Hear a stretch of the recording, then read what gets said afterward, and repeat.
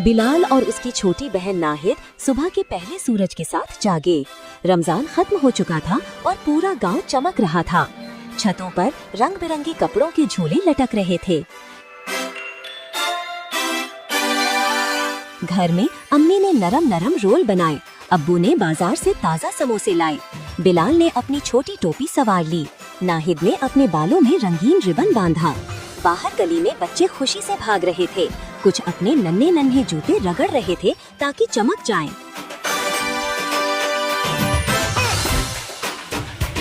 मस्जिद का रास्ता खुशियों से भरा हुआ था। सबने तकबीर कहा और एक दूसरे के गले मिले। नमाज के बाद बिलाल ने अम्मी से पूछा, अम्मी ज़कातुल फितर का करम हमने कैसे किया?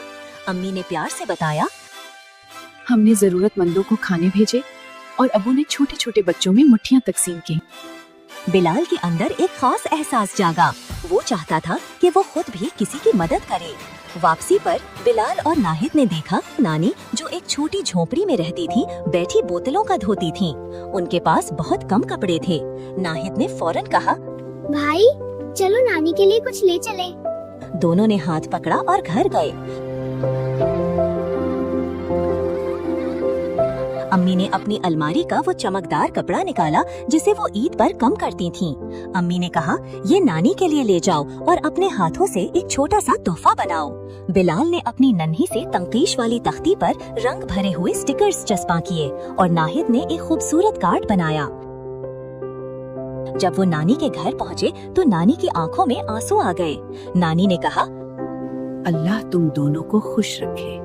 बिलाल ने महसूस किया कि उसके दिल में जो खुशी है वो किसी नई चीज से नहीं मिल सकती। दोपहर को पूरा गांव ईद की दावत के लिए जमा हुआ। बड़े बड़े दस्तरखान लगे, बच्चे झूलों पर खेल रहे थे। बिलाल और नाहिद ने अपनी छोटी छोटी कहानियां सुनाई और हर किसी को हंसाया। एक आदमी ने कहा, ये ईद हमारे लिए है, मगर तुम दोनों ने इसे खास बनाया। शाम को जब बिलाल छत पर बैठा हुआ था, वो चांद को देख रहा था। नाहिद उसके करीब आई और बोली, भाई आज मैंने महसूस किया कि ईद का मतलब क्या होता है। बिलाल ने नाहिद की तरफ देखा और बोला, ईद वो दिन है जब हम अपने दिल दूसरों के साथ बांटते हैं, जब हम गम में हंस देते हैं और जब एक दूसरे को खुशी देने का अहद करते हैं। वो रात दोनों ने अम्मी अब्बू के साथ चाय पी और अपनी छोटी छोटी दुआएं मांगी।